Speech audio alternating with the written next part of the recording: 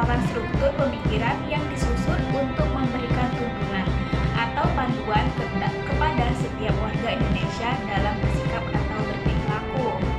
Nah, etika ini yang berarti moral, sedangkan etiket lebih mengacu pada pengertian sopan santun, adat istiadat. Jika dilihat dari asal-usul katanya, etika berasal dari kata etos, sedangkan etiket berasal dari kata etiquette.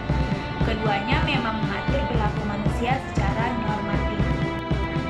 Nah, aliran-aliran etika itu terbagi menjadi 3.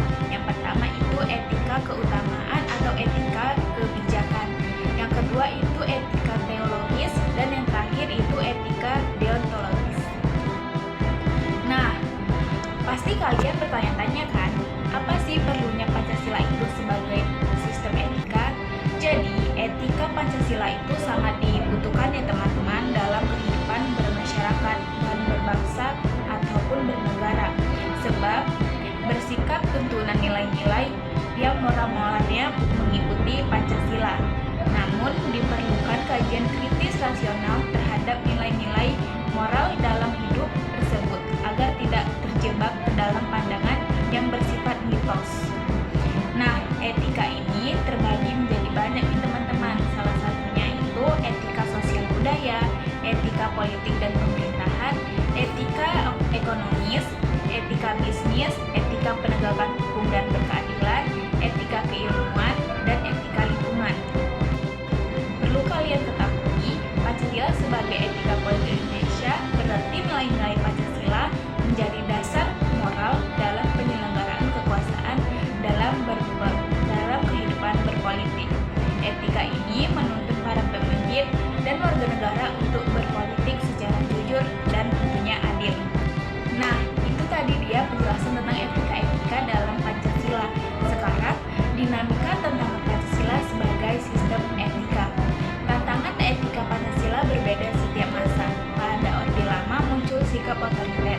Pada Orde Baru, tantangan berupa praktik nepotisme, kolusi dan korupsi.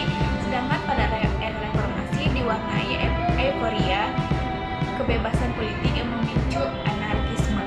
Dan juga dinamika Pancasila sebagai sistem etika itu berubah tiap orde. Pada Orde Lama, pemilu demokratis. Pada Orde Baru, diterapkan melalui penataan P4 dan para reformasi ditandai dengan lemahnya etika Pancasila. Nah, setelah mengetahui dinamika dan tantangan Pancasila sebagai sistem etika, ada juga makna aktualisasi sila-sila Pancasila dalam kehidupan bernegara. Yang pertama ada pada sila pertama, yaitu mengakui adanya Tuhan sebagai sumber moral dan kehidupan. Sila kedua, menjunjung tinggi martabat manusia dan nilai kemanusiaan.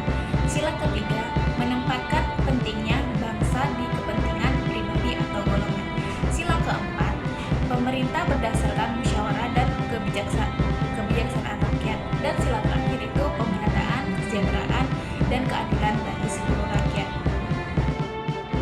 Baik, setelah semua penjelasan yang saya paparkan, sekian dari saya. Terima kasih.